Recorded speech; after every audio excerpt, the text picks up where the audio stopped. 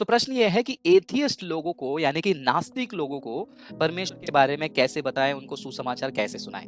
अब ये शब्द सुनते ही बहुत सारे क्रिश्चियंस जो पढ़ते हैं उन्हें लगता है कि ये वो एथियस्ट हैं जिन्हें साइंस के ऊपर भरोसा है, साइंस के वजह से, विज्ञान के वजह से या फिर कोई और तार्किक विचारधारा के कारण वो लोग जो है परमेश्वर को रिजेक्ट कर रहे हैं और एथियज्म यानी कि नास्तिकवाद को अपनाए बैठे हैं। ऐसा नहीं है। जब भी कोई कहता है कि मैं नास्तिक हूं, उसे साइंस, हिस्ट्री, ज्योग्राफी से आंसर देने से पहले, थियोलॉजी से आंसर देने से पहले, उसके साथ अपोलोजेटिक्स करने से पहले पहले अंडरस्टैंड करें कि वो एथियस्ट क्यों है। क्योंकि मैं ये सीखा हूं, मैंने ये सीखा है कि जब भी कोई कहता है कि वो एथियस्ट है तो my first question would be, मेरा पहला प्रश्न उसके लिए ये रहता है कि आप एथियस्ट क्यों हैं।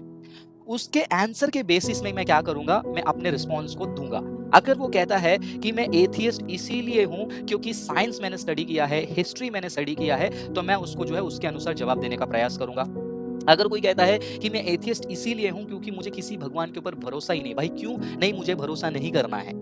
आप इसके साथ आप कैसे तर्क करोगे, कि आपको इतिहास दोगे, कि आप उसको साइंस दोगे, लेकिन वो लेने के लिए तैयार नहीं है, तो उससे बात करने का तरीका अलग है। तीसरा एथियस्ट एक ऐसा हो सकता है जिसने अपने जीवन में कोई बहुत बड़ी घटना को देखा। मैंने अपने लाइफ में कम से कम ऐसे 2 लोगों को देखा है जिनके फ्रेंड्स की मौत हो गई या फिर ग्रैंडमा की मौत हो गई, जिसके कारण गुस्सा में आकर कि कहाँ चला गया परमेश्वर, तो परमेश्वर ने मेरे लिए जवाब नहीं दिया, तो वो उसका अस्तित्व नहीं है, ऐसे कहने वाले भी जो है एथियस्ट है। सो ये 3 में से कौन है आपका एथियस्ट मित्र, ये आपको जानना बहुत जरूरी है। तो इसीलिए क्या करते हैं, हम सबसे पहला स्टेप ये रखते हैं कि रिलेशनशिप बिल्ड करें। यहाँ पर उसको रिलीजन तुरंत परोसे नहीं। अगर आप उसको तुरंत रिलीजन परोसोगे तो वो आपसे बात नहीं करेगा। पहले आप उसके साथ रिलेशनशिप बनाइए, उसको अंडरस्टैंड करिए कि वो कौन है, क्यों नास्तिक है, कब से नास्तिक है, क्या वो कारण है उसको नास्तिक बनाया है। तो इसीलिए आप उसके साथ रिलेशनशिप बनाकर उससे अंडरस्टैंड करिए, उसका ट्रस्ट जीतिए पहले। Let him trust you first and then आपके बातों से, आपकी क्रियाओं से अगर उसको मसीह का प्रेम, मसीह का चरित्र दिखता है तो वो आपसे बात करने लगेगा।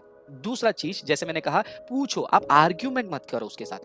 अब ये तीनों एथियस्ट हैं। सबसे पहले एथियस्ट है जो कहता है कि मैंने साइंस पढ़ा है, तो उससे साइंस रिलेटेड क्वेश्चंस पूछो। उसको पूछो कि दुनिया का अस्तित्व कैसे आया, क्यों आया। तो उसके ऊपर आप क्या कर सकते हैं, कलाम कॉस्मोलॉजिकल आर्ग्यूमेंट स्टडी कर सकते हैं, टीलियोलॉजिकल आर्ग्यूमेंट स्टडी कर सकते हैं, कंटिजेंसी आर्ग्यूमेंट स्टडी कर सकते हैं, मॉरल आर्ग्यूमेंट स्टडी कर सकते हैं। ये सारे आर्ग्यूमेंट्स को स्टडी करके सही समय पर, सही वक्त पर जो है उससे आप बातचीत करने का प्रयास कर सकते हैं। दूसरा, आप उसके साथ कुछ ऐसे मुद्दों पर बात करें जिस मुद्दे पर वो कंफर्टेबल है। ये तीसरा सजेशन मेरा।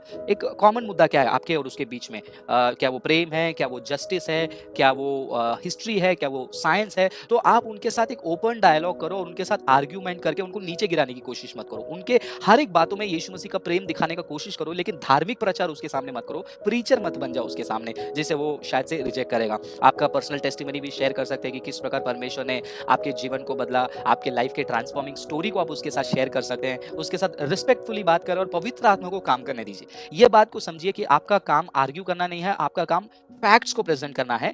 एक बहुत ही सिंपल सा मैं प्रोवर्ब यूज करता हूँ मेरे कई सेमिनार में, कि आप एक घोड़े को जो है पानी पीने के लिए पानी तक ले जा सकते हो, उसको पानी पिला नहीं सकते हो। तो वैसे ही एक व्यक्ति को मसीह के पास लेने का प्रयास कर सकते हो, लेकर जाने का प्रयास कर सकते हो, लेकिन उसको आप मसीह के पास लेकर नहीं जा सकते हो। तो इन चीज़ों को जो है आप ध्यान में रखिएगा। और हाँ, इसके लिए समय लगता है, एवरीथिंग टेक्स टाइम। क्योंकि बीज जो है वो जब मिट्टी में जाता है उसको उगने में समय लगता है। इसीलिए थोड़ा सा प्रेयरफुली रहिए, उससे बातचीत करिए, समय दीजिए ताकि वो आपके बातों को समझ पाए।